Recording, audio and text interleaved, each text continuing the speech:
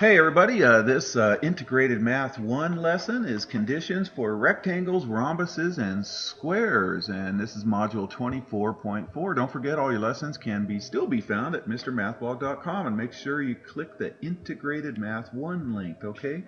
Alright, so here's our question. How can we use the given conditions to show that a quadrilateral is a rectangle, a rhombus, or a square? Okay, so I'm going to pass out a handout to you guys, and it's on here. Everything's on here, and this correction is made on here, so it probably will be when I teach this class again, so by the time you get to me. So okay, so here we're going to plot these points on this graph right here. So this is to the left 6, up 4, so over 6, up 4 is A. This one's just down 4, so go down 4 is B right there. To the right 10, down 4, so 10, down 4. All right, and then over 4, up 4. Okay, so there it is, and we plot that right there. Okay, so we're going to ask some questions here. Are both pairs of opposite sides parallel? Okay. Now there's a couple of ways to do this, you guys. One way is to do this, you guys, is this is a horizontal and that's a horizontal, so I know those are parallel right there. All right, and this one, use slope formula. This one goes down 1, 2, 3, 4, 5, 6, 7, 8. This one goes over 1, 2, 3, 4, 5, 6. So the slope is negative 8 over 6, which is negative 4 over 3. And you'll find that this is also negative 8 over 6 or negative 4 over 3. So yes, they are parallel. Both pairs of opposite sides are parallel to each other. What sides are congruent? How do you know? All right, well, we can count right here. This is 1, 2, 3, 4, 5, 6, 7, 8, 9, 10. You'll find that's 10. And then for these ones, we can use good old distance formula right here. Okay, so distance formula, if we plug that in, we find that those lengths are 10 also.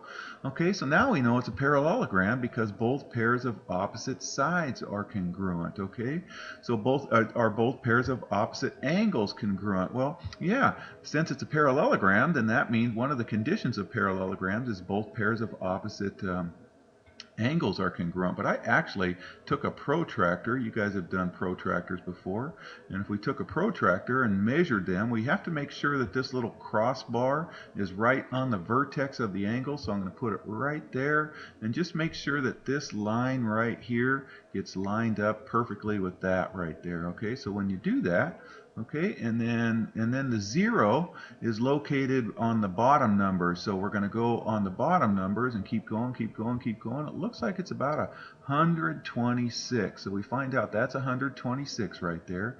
All right, and then if we rotate it up and around right there and take it up to this angle, whoops, sorry, and then take that up here, okay, and then so now we're looking at these ones, so we go down on the bottom numbers, so that looks like about 125, 126 right there, okay, and we can do the same and slide it over here. I'm just going to save time right there, but you can find out that these angles are both 54 right there, okay, so the angles are, these ones are 126, 126, and these ones are 54 and 54, okay, but we knew that they were congruent because it's a parallelogram, so there's several ways to answer yes on that, okay. Do both diagonals bisect each other? Okay, I forgot. I think I used a midpoint formula, but since it's a parallelogram, we know the diagonals bisect each other.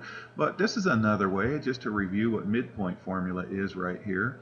If they go through the same midpoint, which is where it's being bisected, then they bisect each other. So if we did the midpoint formula, that's just another way, okay? Now it's a parallelogram, you can just say it's a parallelogram, so the diagonals do bisect each other, okay? But here they have the same midpoint, so there's another way. We could use distance formula as well, you guys. So are the diagonals congruent, and how do you know? Okay, well this one here, it's pretty clear that the length of BD is much shorter than the length of AC. So I'm going to say, just from looking at it, you guys, that they're not congruent, okay? All right, are the angles made by the diagonals congruent? They're talking about this angle and this angle. Don't these guys look like they're congruent right here? Don't these two angles look like they're congruent right here? And if we got a protractor, we'd find out that these angles would be 27 and 27 are really close, and these angles would both be about 63 degrees right there. So they do bisect it. So here's the properties of a rhombus. Okay, a rhombus is a parallelogram, so all the 5 things about parallelograms happen. Opposite sides are parallel, opposite sides are congruent, opposite angles are congruent, the diagonals bisect each other, okay? And consecutive angles are supplementary. So A and B are supplementary. B and C are 180, 180, 180, okay? And then the other thing is the diagonals bisect the angles of a rhombus. So it cut that 54 into 27 and 27. So if it's a rhombus, the diagonals bisect these angles right here. And we didn't discover this, but this is another one here. The diagonals are perpendicular. They make a right angle. If it's a rhombus, the diagonals are perpendicular, okay? They're not if it's not a rhombus. See, looks like an acute angle, and this one's probably obtuse right there, okay? So look, let me enlarge that here a little bit. So can you see that's an acute angle right there, and that's an obtuse angle right there, okay? So they're not perpendicular if it's not a rhombus, but if it is a rhombus, then they're perpendicular to each other, okay? All right, so let's do a rectangle. So we'll plot these points. I'm going to save some time right there. There it is, and we'll plot them right there. Okay, so are these opposite sides parallel? How do you know? Well, let's just do slope, you guys. Well, whoops, I put the lengths on here. We'll talk about those lengths in just a bit right here, but pretend like those lengths aren't there. We don't know those yet, but we can use distance formula to find out that that's 5, and that's 5, and that's 10, that's 10. So I forgot to take those off, but we'll come back to that. So, but we can use slope formula. Up 4 over 3, up 4 over 3, rise over run. This one goes down 6 over 8. This one goes down 6. Good morning, Nick. Over 8. So they are perpendicular. Now, I'm sorry, they're parallel because these two have the same slope and these two guys have the same slope right there. All right, and then look at these slopes, 4/3 and -3/4. Can you see they're opposite reciprocals of each other? If they're opposite reciprocals of each other, they're perpendicular. So this slope is perpendicular to this slope, and same here. And so perpendicular means right angles. All right, so both pairs of opposite sides congruent. How do you know? Well, we can use distance formula, and I did that there. That's where I got my 5s and 10s. I don't know why I put it in so early right there, but yeah. Okay, so and we knew that they were congruent because it was a parallelogram. And so what angles are congruent? Well, all 4 of them are congruent because they're perpendicular. They have perpendicular slopes. All right, so do both diagonals bisect each other? And how do you know? Well, it's a parallelogram, okay?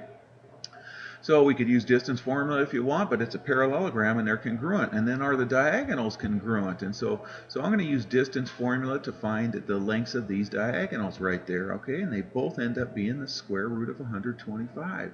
So on rectangles, yes, the diagonals are congruent, okay? So properties of a rectangle, it's a parallelogram, so all the fancy 5 things about parallelograms are true.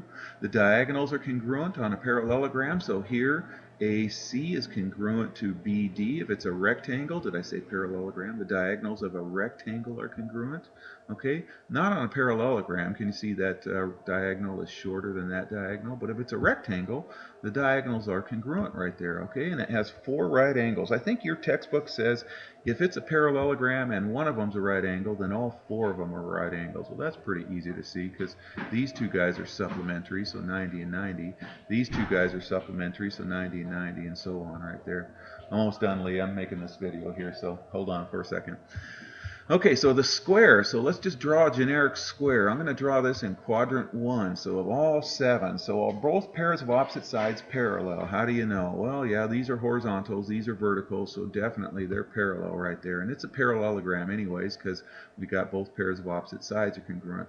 What are the congruent sides? Well, they all have 7, so they're all congruent. What are the congruent angles? All of them. They're all 90-degree angles right there. Okay, do the diagonals bisect each other? How do you know? Well, it's a parallelogram, so definitely they bisect each other. Are the diagonals congruent? How do you know? Well, we can use distance formula, since it's a rectangle, squares are rectangles, then the diagonals are congruent. And are the angles made, are these angles made by this diagonal congruent? It's asking, does it bisect this angle? So I'm going to say yes, it does, because that's 45 and that's 45, because half of 90 right there, because it's a rhombus. Remember, rhombuses, bisect the angles right there. So properties of a square. It's a parallelogram, so all those 5 groovy things happen right there. Okay, the diagonals are congruent because it's a rectangle, so we know the diagonals are congruent. It has 4 right angles, just like a rectangle. The diagonals bisect the angle, so it cuts those 90s into 45s and 45s. And one more I didn't share with you. The diagonals are perpendicular, so there's a right angle right there. All right, you guys, if you are in our class, I'm going to be passing out a handout. Take care. Shift.